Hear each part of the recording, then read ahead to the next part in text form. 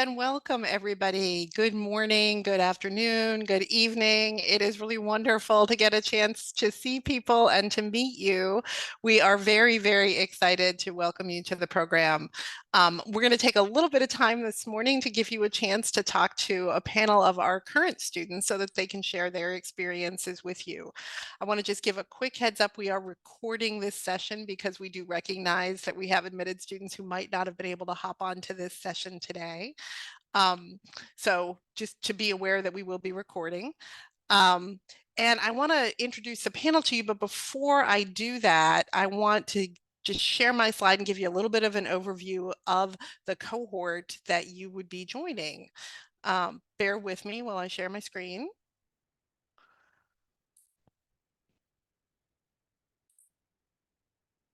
So let me know if you all can see this slide. This is just, I'm so excited because you all are an amazing cohort that's going to be joining the program. We are so fortunate that every year we get a group of phenomenal students. The average GPA coming in is a 3.5, which is just one small indicator of how fabulous you are, but we have 21 first-generation college students and 22 first-generation graduate students. And there is just this incredible diversity of training and experience and disciplinary engagement. So 50 different institutions, 32 unique undergraduate majors among the applicant pool. And because we know that across the parts of the world where everybody is living, even the definition of undergraduate majors differs. So that 32 is just a sliver of the experiences you are all bringing in. It's, as always, an incredibly diverse cohort. You can see from the numbers what we have, and our demographics are pretty stable. 80% of the applicants are identify as women, 20% as men, and our average applicant age is young but spread out. So we are very, very excited to have all of you potentially joining us and being part of this amazing program. And I am particularly excited to have our panelists joining us today. So I want to get right to giving you a chance to talk to them. So let me tell you just a little bit before that I ask them to introduce themselves. We are excited to have a panel that has one of our second year students, Menki Lee, who completed her research and successfully defended her thesis just yesterday. And she worked with a faculty member named Mark Juland. Our other three panelists are members of the first year cohort. So they, a year ago, were sitting right where you are sitting now. Ryan Parker is will be headed out to complete research this summer with David Eagle, faculty member David Eagle. Ashita Nazareth is going to be working with faculty member Eve Puffer, and Maria Dorado is going to be working with faculty member Wendy O'Meara. So I'm going to stop sharing my screen and give them a chance to introduce themselves to you. But I want you to know that we want this to be conversational. We want you to have a chance to ask questions directly. So while I have a couple of questions tucked in my back pocket, I am really going to have this be an opportunity for you to unmute, ask questions. We'll be watching the chat. So if it's easier to type than to speak, feel free to type things into the chat. But why don't I get us started? And I'm going to ask you, Menki, to go first and to introduce yourself. Give us, again, name and year and program, what you have worked on and successfully defended, and where you are going to be headed next or would like to head next. So thank you everyone for coming this morning or afternoon and evening. So my name is Mentally. I'm a cohort 22. And I work with Professor Mark Juland on a topic related to primary cooks living in sub-Saharan Africa. And we investigate women's time use pattern and compare the different time use methods. And I had my fieldwork in summer, mainly working in the whole country, Malawi, and we collect the data, check the data quality, and communicate with the local engagement. So what were I was studying the health economics, back to my undergrad year, but pretty general areas of interest. And but after the graduation, my plan is to be in the industry, but that's the plan. Thank you. Thank you so much, Rinki. Ashta. Hi, everyone. First of all, congratulations. We hope to see you here with us at Duke.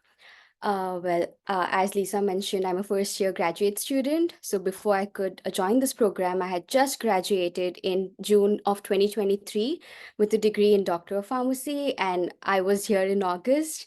And the reason I chose Duke was for like three main reasons. First was for its vibrant student culture, and it offers this wonderful aspect of you mixing and merging your majors or your electives. So that is what I found super interesting. And also that it offers you to travel, and it gives you this wonderful experiential learning and fieldwork opportunities. And finally, the field work that I'm working on, or this summer, I'll be traveling to Kenya, and it is a psychosocial intervention for children affected with sickle cell disease. So, yeah. Thank you so much. Maria. Hi, everyone. I'm Mariah. I'm a first year graduate student in DGHI. I am working on a malaria seasonal chemo prevention study. So we are implementing this drug intervention in northern Kenya, which is new because it had only been used mostly in West Africa. So we're going to be using it in a nomadic population for the first time. So it's going to be a lot of implementation science and kind of trying to figure out successes and barriers to the implementation study because it's a multi-year project. Thank you so much, Maria. Ryan, bring us home. Hello, everyone. I'm Ryan. I'm a first year as well. And I'm really interested in religion and health. So I have I'm working on a couple of projects, one of which is based on pastors here in North Carolina. I'm doing a quantitative text analysis of their sermons during COVID-19 to look for health messaging. And then one which is in Tanzania. And that one is integrating faith and spirituality into a suicidal ideation project. And I came to Duke straight out of undergrad as well. I majored in anthropology, and I chose Duke because, like many of you, I was on a couple of these calls last year, came to visit, and just became enchanted with how pretty the campus is, and got to meet people. So that's why I'm here, and I'm happy to be here. Thank you all for being here and for sharing your experiences. I'm going to start us off with one question while folks are sort of gearing up and thinking about what they want their first ask to be. So I think given that we're in a student space, I'd like to ask y'all, like, what is the student community like here at DGHI? What has been your experience in the student community in the program? And maybe to make it easier, we'll get started. I'll ask Ryan, I'll have you jump in first on this, and then you all can unmute and answer, please. Yeah, I think I like talking about this the most because I think it's the thing that I've been blessed the most by. It's just the cohort community. The program is certainly rigorous, and that's a good thing, right? You want it to be. You're not going to graduate school for R&R, but you, with the cohort community, you're in the same classes together. It's really like they say in High School Musical, you're all in this together. We're all in this together. And you can really feel that. It's a real tangible thing. We do things outside of classes together all the time. We had Thanksgiving together. So it's just really been a blessing to have the 33 other people that I'm with. And we're all friendly. I could tell you something about each one of them. And it's really been awesome.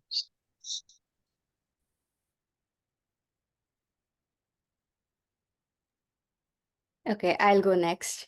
Like Ryan mentioned earlier, I think one thing I really appreciate here at DGHI is the vibrant student community. It's just that it's so diverse, and I knew that I wanted a diverse community, but having to experience it firsthand, you literally are in a class with students from Africa, from Ghana, from China, from India, and it's just so varied, and it's nice to see how this dynamic works. So I think that that's the best part about our student community. Okay, I can go next. I think going off of what Ashita said, I think the community has been really great. I think Ryan really set the tone the first day of our cohort by bringing everyone cookies. It's like a welcome back. And like we can do this together type of thing, which I think set the tone for community over competitive, which I think is really important as well. Like the coursework that you do in a lot of programs, I think can be relatively the same, but like the community and the opportunities outside are what really make the differentiator. And I think when I came to visit, I felt the community and the friendliness from the staff, and they like really wanted you to succeed as a person and not just in the program, which I thought was really important. Yes, I want to second so many thoughts here. So we had so many after hours parties, or not so party, but I mean the classmates are very happy to share their thoughts, and we um discussed a lot, especially for me. Like I was an economics student. I would never think about what is the odds ratio, what is the like the epidemiology is, and about statistic is, and this is my first time to use the R, and they're so happy to assist me.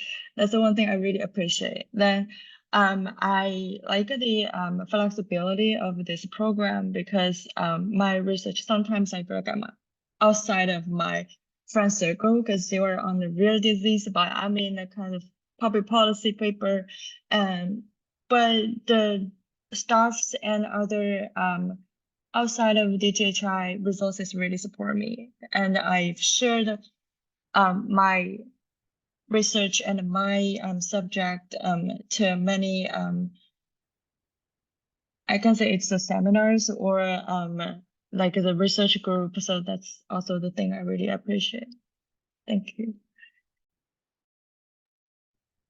Thank you all so much. And in a first step towards building your own community within the cohort, I'm going to ask folks to pop in and introduce yourself on the chat, saying where you're calling in from and what you're doing now would be great. So if you can go ahead and do that, we'll also get a chance to know you a little bit more.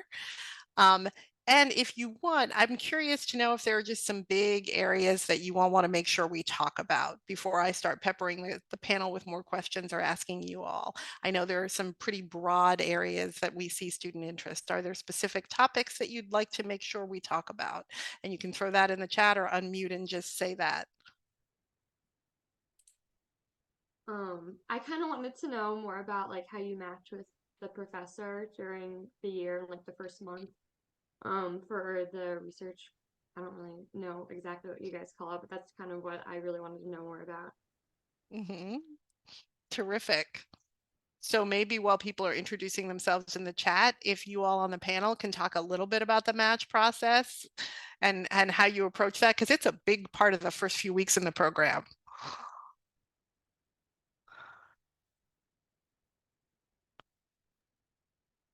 I can start. Yeah. So the match process is we joked when we were going through it that it's kind of like Match.com or eHarmony, but for professors.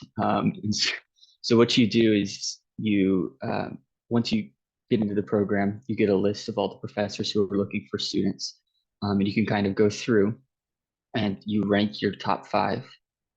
The professors look at the people who have ranked them, and then you get to meet with them and discuss their projects, discuss what you would be doing on their projects, and then you re-rank after you do your interviews, and then a couple weeks later you get matched with them and start to do field work. But you can it's really, the process is driven by you. You get to pick who you interview with.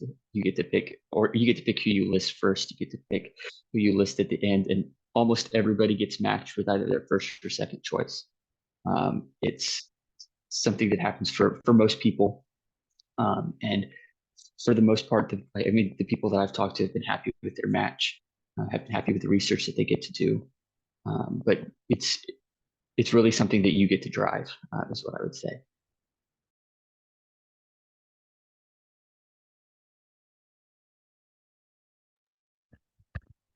I guess I can go next. I think to add on to that, I will say it's definitely a two-way street. Like you choose them at the beginning and they choose you back to interview you, which I think is really important. So that way, when you go into an interview, you already know that they like are interested in what you have to offer to some degree.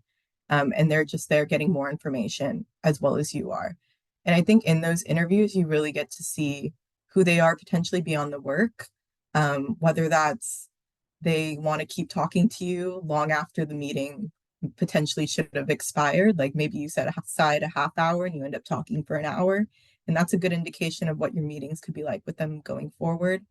Some people are a little bit more spontaneous, so they may just want to FaceTime or Zoom call you like on a whim to like chat. And like that's good to know too, if that works for you. So I think you get a sense of what type of relationship you would have with them off the bat, and what it could look like working with them moving forward, because you are like they're going to be pretty influential in your experience here, but they aren't the only influence, which I think is also something that's important to consider because there's mentorship opportunities all over. So I think we all try to remember that when we try not to put so much pressure on ourselves during that process. Oh, do you want to go next? Yeah, Okay. you can. Okay, thank you. Yeah, to add on to what Maria and Ryan just mentioned, as exciting as it sounds, it can also be stressful at times. And we had the wonderful, opportunity of getting references or just advice from the staff here at DGHI. We also had a coursework called 700. So basically, they just guide you through the entire process of how you select your mentors, or what aligns with you, and do you think you share the same values and the same morals, because we feel like that is also extremely important to consider, and also how the mentoring style works, and if it is something that you are also on board on. So yeah, just make use of all the resources you get, and yeah, definitely go to the interviews and don't be afraid to ask questions is what I would say. Yeah, so my experience is not really typical because at the time I was so stick to one area of interest. So I feel like after reviewing the PDF, I feel like, only market is my choice. Then I feel like probably I should not so stick to one interest. So I put every mentor's name into the mentors I might be interested in to my list, and then we have the interview. And I got 3 interviews at the time, and Mark only spent like 10 minutes introducing the project I'll be working on, because it was originally a really large project, and he explained my responsibility. Then I think, yes, it is. Then we matched so quick. Thank you. One of the things I love about listening to all of you is, one, I remember these moments from my side because I'm one of those staff folks that is fortunate enough to talk with you all in this. And secondly, just the variety of interests that you all brought into this process and the complexity of those conversations. Thank you, Maria, for mentioning and highlighting the fact that this is not the only mentor you're going to have in the program. And so as you were answering questions, please feel free to bring in other experiences. Menki, you had talked about, like, I did this, but then I also did this other thing that I've been connected to. And I love that. I'm going to just come back to you, Ashta, because there is a question in the chat that specifically talks about sort of global mental health and the intersection of global health and psychology. And so I wonder if they wanted to hear a little bit more about your work. And I wonder if you can share a little bit more about that. Of course. Thank you for the question. Well, I was really interested in global mental health, but sadly, I did not have the opportunity to do that during my undergrad. And when I got to Duke, the first and foremost reasons why I matched with my mentor was because of global mental health. So she's working on the psychosocial intervention in Kenya. And I knew that this is something that I wanted to do. And the entire intersection of just mental health with global health seemed very interesting to me. And with that, again, we also had this incredible opportunity of starting a new center for global mental health. And I'm working there as a student graduate co-lead. So the entire experience has been wonderful. We have a bunch of professors who leverage their expertise. We have PhD students, we have nursing students. So the entire cohort in itself has been so broad and interesting. It's nice to see how these people come together with just a single goal of global mental health and wanting to make this place a better place to live in.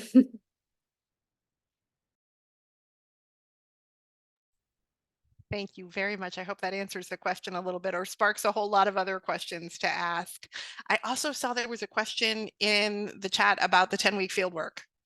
And 3 of you were about to head off into that. And then one of you is already done, and that's behind you. So we're in the planning process right now for this field work. And I'd love everybody on this call has had a slightly different pathway through this process. So if you want to talk a little bit about what it looks like your anticipated summer is going to shape up like, or what your summer ended up being, that would be terrific.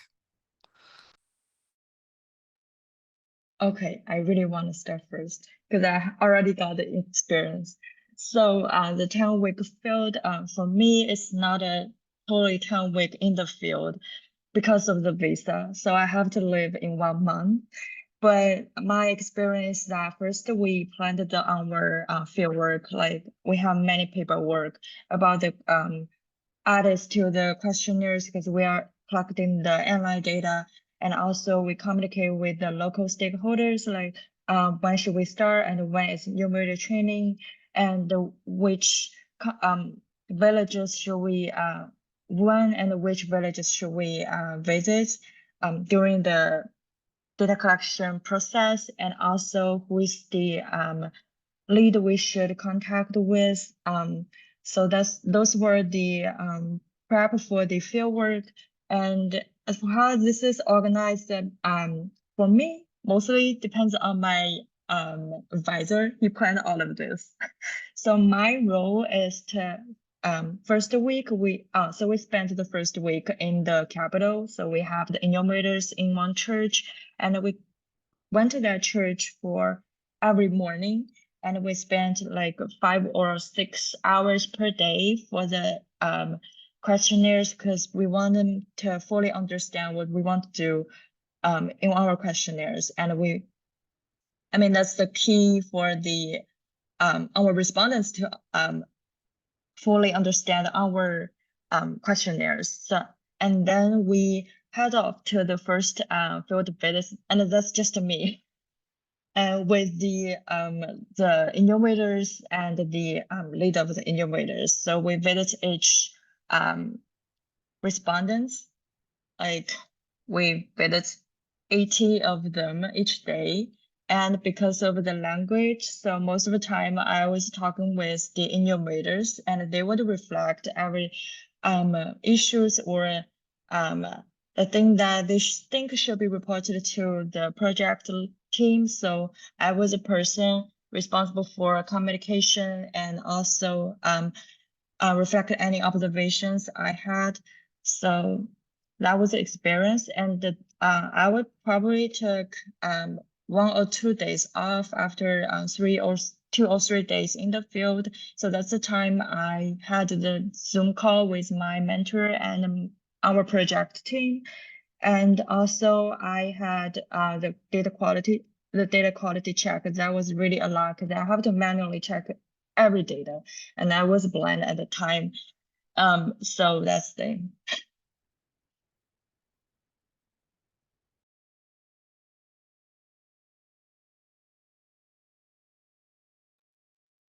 Yeah, I'll jump in, talk about because I mean, I haven't done the field work yet, but I kind of have it planned, at least in the abstract. But So my fieldwork project and my thesis project are different. And so I'm kind of splitting up my summer. That 10 weeks is really flexible. You can do what you want with it. So I'm doing 6 weeks fieldwork project in Tanzania, and then 4 weeks back here in Durham, getting stuff for my thesis together. But you have funding for 10 weeks. So you get, I think it was $8,000 for us for that 10 weeks where you can budget it out and plan where you want to go and what you want to do with that. And that's largely dependent on who you're working with. But I guess my experience shows that your thesis project doesn't necessarily have to be related to your fieldwork project.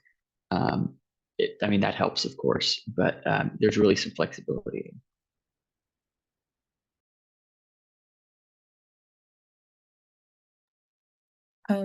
I guess to bounce off that, mine is also tangentially related to my thesis.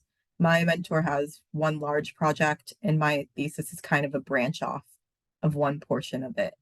So when I'm abroad in Kenya, I'll probably be there for about 6 weeks, and then figuring out things that I can do remotely when I'm in the United States uh, to kind of continue that engagement, whether that's with my thesis, like starting that process, or continuing with fieldwork related tasks. So that kind of shows the flexibility that you do have in the summer. I think in terms of what I could be doing, a lot of things are up in the air, and I think that's a reality when you're working in like community engaged spaces. For example, a majority of our team is based in Kenya. And we're relying on a lot of community engagement prior to implementing the intervention. So as a result, a lot of things in your schedule don't depend on you. So I think understanding that you could have, say, a learning contract with a schedule and a plan, and that might last maybe one day before things change. And that's okay, because I think that's part of the real experience. Because at least for me, when I wanted to join this program, I wanted to know what it was like to work abroad. And I think that's a very real experience for a lot of people who do work abroad, is that the schedule is a rough outline and then reality hits when you get on the ground. So being able to be adaptable and have that support, I think, is important before you get there. And kind of just like rolling with it. You're kind of just there to kind of see what you can get the most out of your experience. And some of that could be self-directed and some of that could be mentor directed. So I think keeping that in mind, that you can definitely be proactive while you're on your field work, because there might not be set things each and every day. Yeah, I think I have a very similar experience to that of Mireya, because I will also be in Kenya, like you mentioned earlier, and I'll be there for around 7 weeks.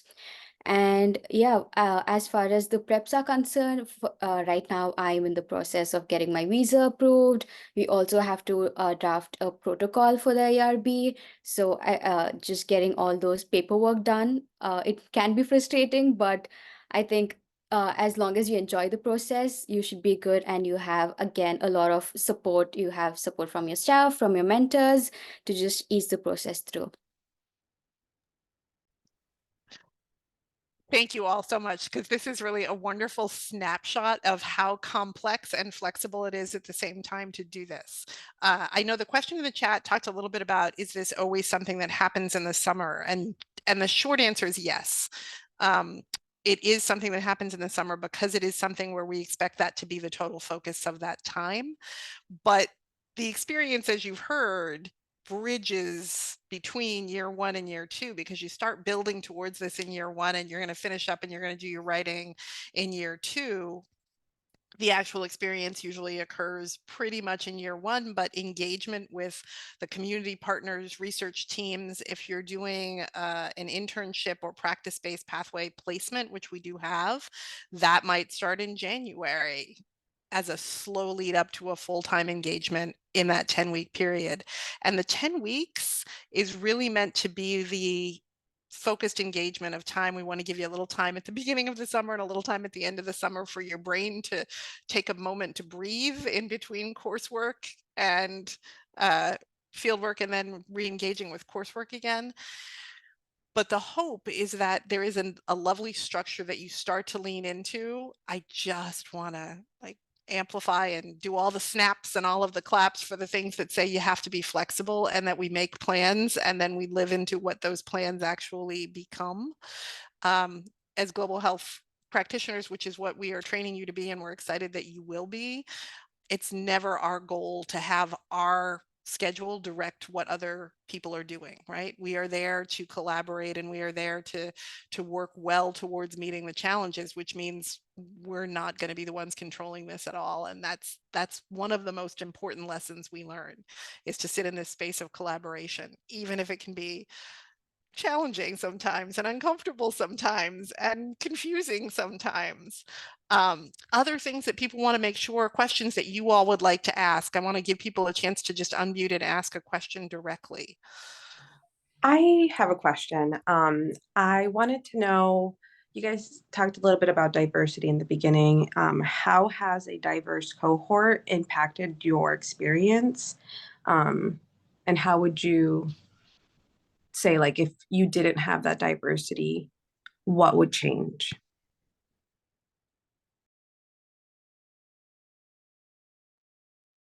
I can answer that.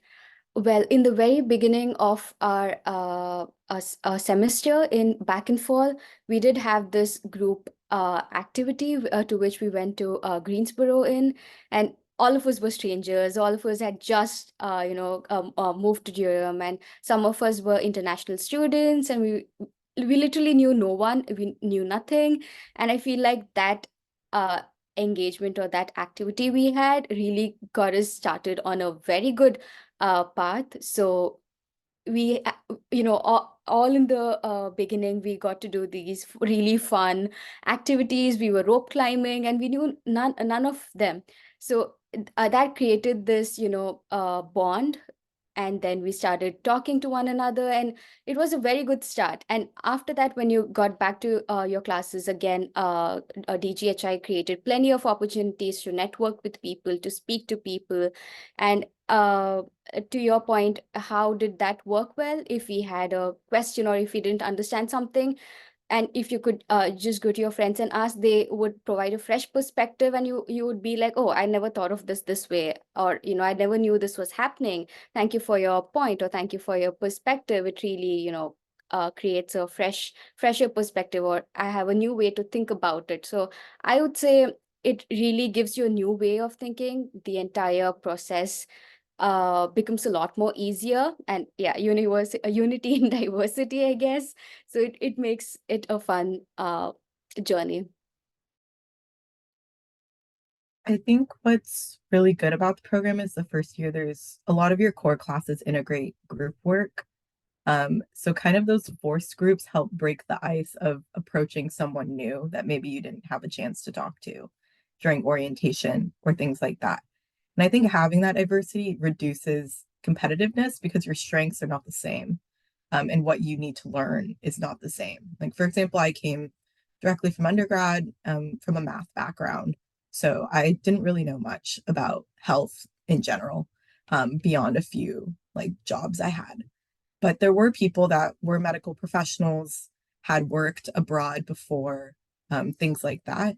So a lot of their strengths could potentially be in the policy space or global mental health or community engagement, versus maybe I thrived a little bit more in our biostats and epidemiology class. So where they could help me explain like the purpose of the World Bank and like maybe some of the acronyms that I didn't understand, I could help them code in our labs. So I think having that collaborative atmosphere and reciprocal relationships has been really helpful with the diversity of people in the program. Yeah, just to echo that, I mean, our cohort spans 5 continents, and we have people who are teachers, disaster relief specialists, doctors, nurses, physician assistants, all within our cohort, and then people like me, Maria, who are just green coming out of undergrad. But Yeah, so just that diversity of background is really important. But like Ashton mentioned too, like we're all here together and we're all working towards the same goal. We're all working towards health equity. So having that unity amidst all the diversity is something that's really special and I think really beautiful. Yes, having diversity in my cohort. First of all, I getting to know many fun facts, especially about the culture in many countries. And then as the insights were from different background. For example, I was always in a quantitative study, and what I care most about is the data, the results, and how I analyze the data. But people from other subjects, for example, the global mental health or the ethics, they will remind me, hey, look at their personal thoughts and the moral issues. I mean, okay, I would never think about that. So that really changed a lot.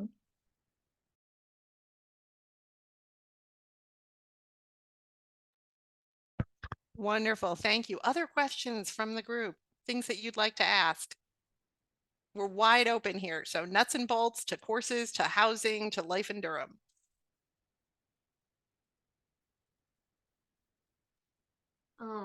Do you guys take any like sort of like language or like preparation classes before you guys go abroad, to help you more like integrate into the culture there? Or I don't know if you guys did any of that. I think on our own, I think Duolingo has seen a sharp increase in Swahili learners recently. I think we're all on that, which I think is like a cute like unity thing that we're all going through individually. I think for myself, I've been abroad in language school before, and that's been a really helpful experience. So that is something that I think could be valuable. If you are in a bigger city, that could be an option for you. But I know like for some of our cohort members, they're going to be in like a small village or in a remote island. So that might not be a reality for them. But I think if you are in a larger city where that's available, there could be flexibility in like your professional development budget to allocate towards that if you would like to.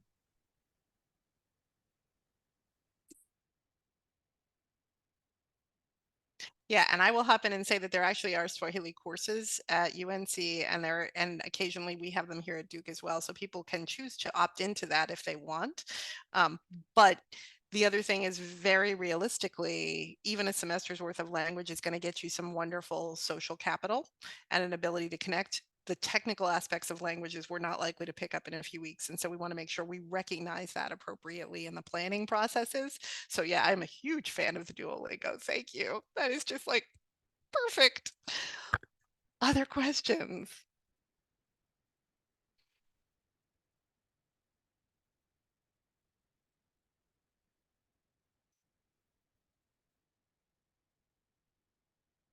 So while people are thinking, or did I see somebody who wanted to unmute? I saw something unmute for a sec.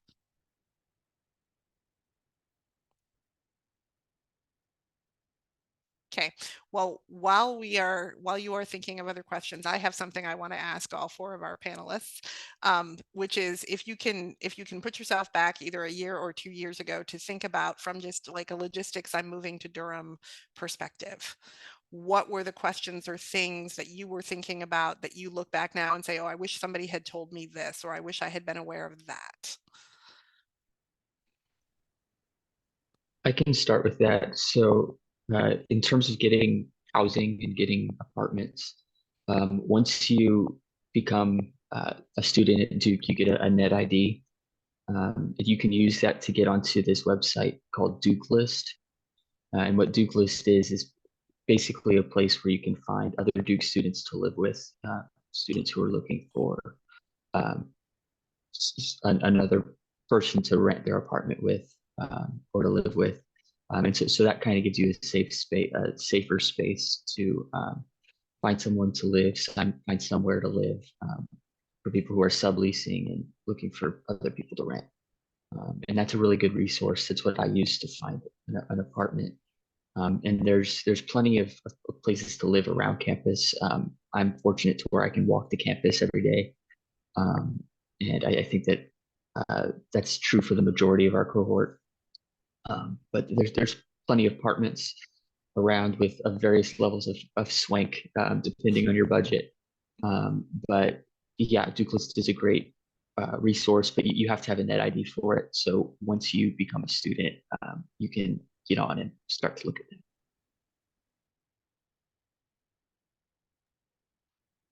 I guess one of my biggest questions was if I needed a car. I think there's like a conception that you may need one because you're living in a smaller city, and but the public transportation is pretty good. The bus system, at least this year, has been completely free. So I take the bus to school every day. And there's also Duke buses as well that go through a lot of the apartment communities that you can use that are also free. And if you live a little bit closer to campus, there's like Duke vans that work after hours when the buses are no longer running. So there are definitely a lot of options if you don't have a car. There's also plenty of scooters. So if anybody likes to use birds or things like that, there's always a bunch laying around on the perimeter of campus that you can get. And then I will say there are a fair amount of people, at least in our cohort, that do have a car. So I think realizing that a lot of people are like very open to carpooling and just going to places with people. And because most people live relatively close to campus, picking people up is not that big of a deal. For example, I have a car, but I don't use it super often. But like a couple of us went to the zoo over spring break. And, you know, you're not a hassle if you ask. Like people are very more than willing to come and get you.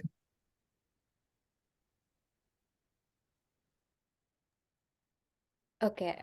Yeah. To me, as an international student, it was very important. It was also my first time living away from my family. So I really was looking for people and roommates who felt, with whom I felt comfortable with. Again, like Ryan mentioned earlier, Duke List offers a bunch of really nice places, safe ones. And I stay in this place called Partners Place. It's only about, I guess, 20 minutes from the campus, if you walk. But I do have buses and Duke vans available, and I'm lucky that it's just like right across my apartment, so I could just take that. And yeah, we have a wonderful campus, so it'd be nice to even walk halfway there. So yeah, the entire housing situation, I would say, get started early because it also fills up pretty quickly. So yeah, just be a little more proactive. Okay, so from my experience, I really want to say that I am confident to say I am experienced to live in different places. And from my experience, I would say so social media is a pretty helpful tool because I met my one of my classmates online, and we are crazy about surfing the internet, and we became the roommates at the time. And then I realized I really need to get a car because I was so crazy about driving around and traveling. I mean, I really need to see the Outer Bank, and I really need to see the Blue Ridges in the fall. So that's one of the reason. But having the car really convenient. But if you don't have one or you have a limited budget, that's also fine because you can always find the bus. And the 11 took you to the next street, and you have the school buses from the campus to the apartments around the Beta campus. So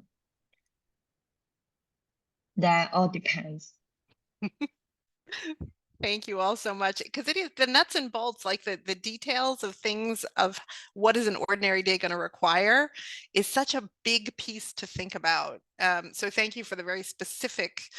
It's so helpful. I will mention, just because it didn't come up in any of other people's comments, the other thing is that there are things like zip cars and rental agencies. So if you don't want to own a car, but you want to have something to do a weekend away, it's really pretty easy to access those resources. Which is kind of a middle road in that space. Other questions from you all about logistics, about life in Durham? I want to make sure we have a little bit of time to talk about courses in the program, because that is a good part of why you would be coming.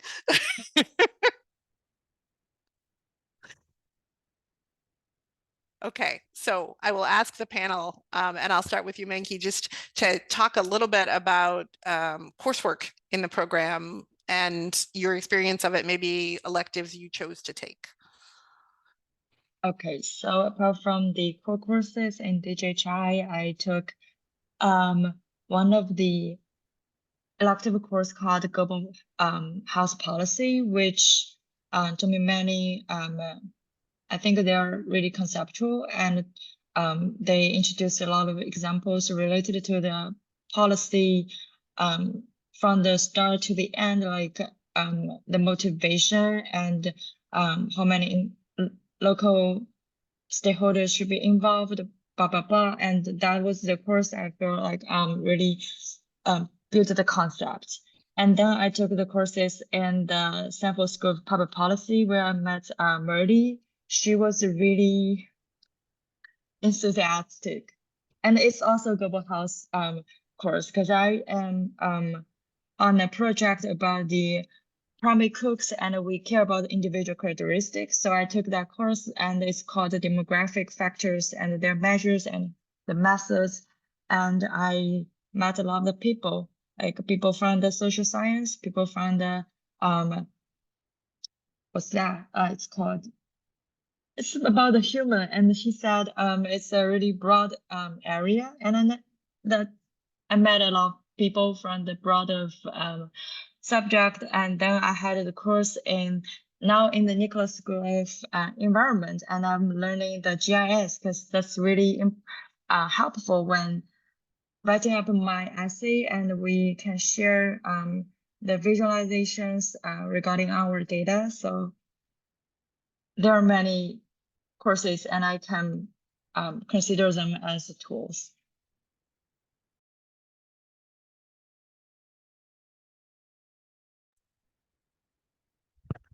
Thank you so much. So I heard like 3 different schools in addition to DGHI referenced in there, which I kind of love, the Nicholas School, the policy courses, other things.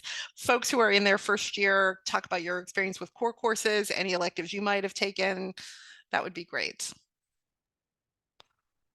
So aside from your core courses, you have a lot of flexibility with your electives. I opted to take the One Health class in the fall, which is a joint course between UNC and NC State as well. So you have students from those 3 universities and faculty from those 3 universities. So every week you usually had a guest lecturer in different areas of One Health, ranging from extreme heat to veterinary science to genetic epidemiology. So there was a wide range. And then you ended the semester creating a video project, kind of like a public campaign, which was kind of unique. And then this spring, I'm also in the GIS class, interestingly enough, in the environment school. And that's been a really good experience to kind of just learn something different. And I think it is helpful to get beyond global health sometimes, especially if you have other interests beyond that. I have interest in climate health. So for me, that was really helpful. And then next year, I'm going to be on a Bass Connections team, which is like a research team that you could participate with other undergrad students, other grad students across the university.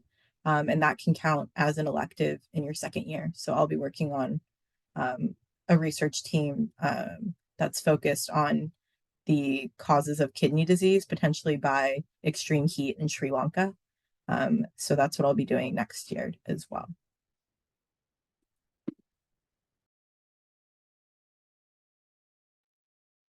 I took global mental health in my fall during my fall semester because I was really interested in that, and we had a great professor. At the end of the session, I mean, at the end of the semester, we had a policy brief, and that was a very interesting one. And this semester, I'm taking global health policy. It's been the professor is just amazing again, so it makes this entire process more fun. And next year, I'm hoping to take something more on the West Campus, something to do with the business school probably, and also the Stanford Public School. So yeah, like I said earlier, you could mix and match. You could take something with global health, but you could also take something with the environmental school or something just as random as arts and music as well. Yeah, like Ashley said, I took global mental health in the fall, and then I'm in policy and data visualization class this semester. Just to cover a couple of the core classes too. The first semester you take a methods class, a biostats class, a field research class, a global health challenges class, and then you get to take an elective. Then your second semester is global health ethics, biostats 2, with a lab as well, which is also in the first semester, and global health field work again. And then I think I'm forgetting one. I know I'm forgetting one, but then you can take 2 electives in the spring, and then your whole second year, pretty much is just up to you. You can take as many electives as you want, um, around campus or at DJHI as well. Wonderful. Thank you all. So I know we're nearing the end of time. I see a couple people had to hop off because they're starting their days. So I want to finish up with the panel with one question for you all. And then I will stay on, by the way, a little bit after this call if people want to ask questions more related to financial aid questions, because those tend to be pretty individual. So I'll hang on the call afterwards if people want to ask any questions pretty broadly. But the question that I want to ask all of our panelists as we wind down is, all of the folks who are joining us today are at that point that you have been at in the past where they are considering not only whether they come to Duke, but sort of how you think about this next step of graduate school. And so what would each of you say is the most important piece of advice that you would share with students who are trying to decide on a program? What do you think is the most important thing to be considering in this moment for them? And I will go from, again, I'm going to start with you, Menki, and then I will go, and we'll finish up at the end with you, Maria. I have so many options and answers, You have to pick but one advice. One. then there's the interest, I think. I am the person really stick to my interest, and I accept the offer at the time because I saw Mark on the faculty. I mean, that's the main reason. I think one thing I would like to advise is really take your time in deciding about uh, the career trajectory that you'd be heading forward in. I would say, moving to a different place can be exciting, but you are here for the coursework itself. So having that interest and passion to do something that you really love and want to do is very important. So really take your time. Don't make any decision that's rushed. Yeah, I guess my piece of advice would be to pick a place that you know that you can make feel like home, and you can make your home. Because all the stuff that you can put on a resume is great, but that's not your whole life. We didn't get too much of a chance to just talk about Durham, but I encourage you to explore the city, on the website, or if you have a chance to visit, to do that. But pick a place where you can have a great community, have a family, found family, and just find a place to make home. I would say definitely like pick a place where you think you can succeed as a full person. I think courses are a big part, but it's not the only part. So if you're into volunteering, maybe there's opportunities there. I really love dogs. We have a puppy kindergarten here that I'm planning to volunteer at next year. Um, you know, maybe you're into the restaurant scene. There's a pretty good food scene here in Durham, especially for a smaller city. So kind of just seeing that you have opportunities beyond school, that make you happy, and like the little things, like location and community and things like that can be really influential in your experience here, especially because in your second year you do have a lot of flexibility.